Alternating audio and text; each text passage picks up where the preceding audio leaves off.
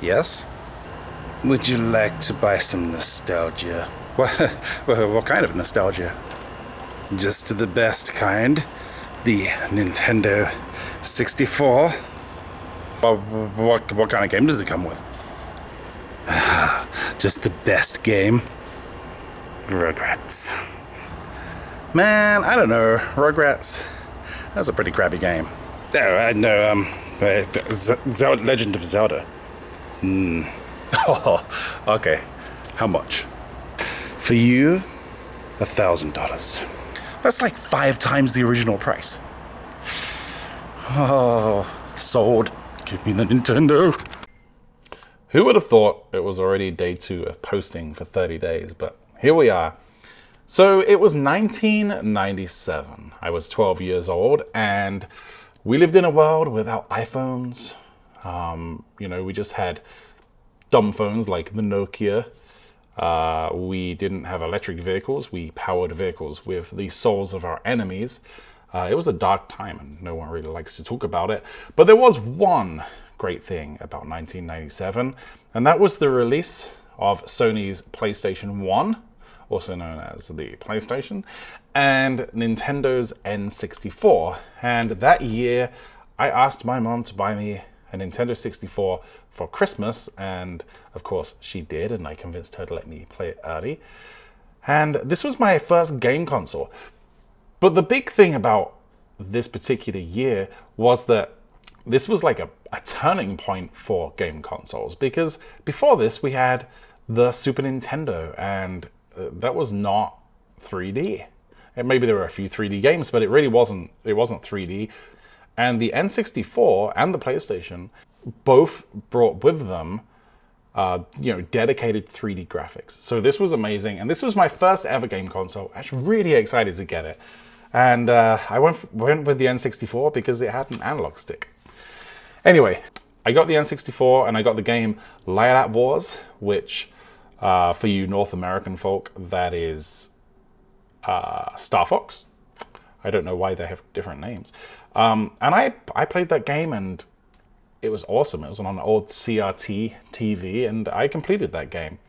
At some point, my friend Kevin around the corner also got an N64, and I would go to his house and he would come to my house, and we would lend each other our cartridges and connect the controllers up, and we'd play GoldenEye, battling it out. We'd race in Mario Kart and Diddy Kong Racing, and it was awesome. It was such a great time, And there was a video store that was within walking distance, and I would go there to rent games, and we would both do that, and that was how we got to play a lot of new games. And when I wanted a controller, I'd get on the bus and go into town, and I would go and buy a controller from Woolworths, which was that store doesn't exist anymore. But needless to say, all of these things were experiences, and sometimes I feel nostalgic about those experiences. However, I've come to realize that nostalgia is in some ways sickening. I bought a Nintendo 64 and I played the games, and I realized that these games are not playing up to what my memory wants them to be. And I'm thinking to myself, like, I loved playing these games, but when I play them by myself, I sit down and I just can't get through them. And I've come to realize that, there's probably healthy and unhealthy nostalgia, and nostalgia of things I don't think is healthy. Nostalgia of relationships, probably more healthy. Like, it wasn't the Nintendo 64 that really made it for me. It was playing those games with my friends, interacting with them. And we see that today with people playing online. And, the previous generation always criticized the current generation and says, oh, in my day, I used to just go outside and play all the time. And, that's what people are doing. They're just doing it in a different way. One of the toughest things for me, though, is looking at everything that I used to do and realizing that my kids will never get to experience it the way in which I experienced it. And that has probably happened for parents and parents of parents. And, I think that happens in every generation. We go through such cultural shifts as technology brings us forward, or backward in some cases, that the things that used to happen just never happen anymore. Like, my kids will never have the experience of being excited about a game release and actually going somewhere to get that game. It's just a different experience now. They won't experience the limitations that we had with regard to how many games were even available. Like, everything is such instantaneous gratification that you could. I watch my kids do it now. They go through their tablet and they download game after game after game after game, and most of them are crap. And that's just not how we used to do it back then.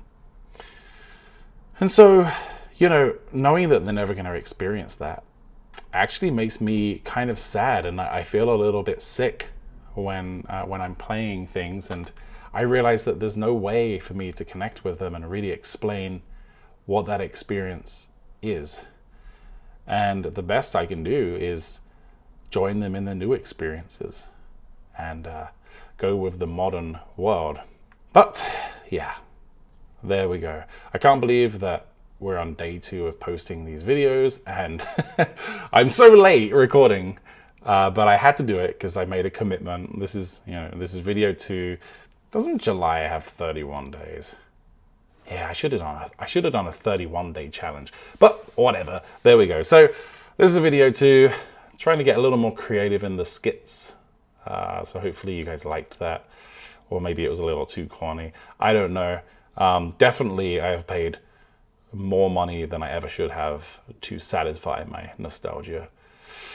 But yeah. Anyway, I'll see you guys tomorrow. It should be an interesting time recording because we're going away for 4th of July, and we're not away, but we're going out to a bunch of places. So maybe I'll try and record on the road this time. Anyway, thanks for watching, and for those of you that are subscribed and come back and watch this and actually comment and like on these videos, I really appreciate that because it keeps me going. All right, see you later. Bye.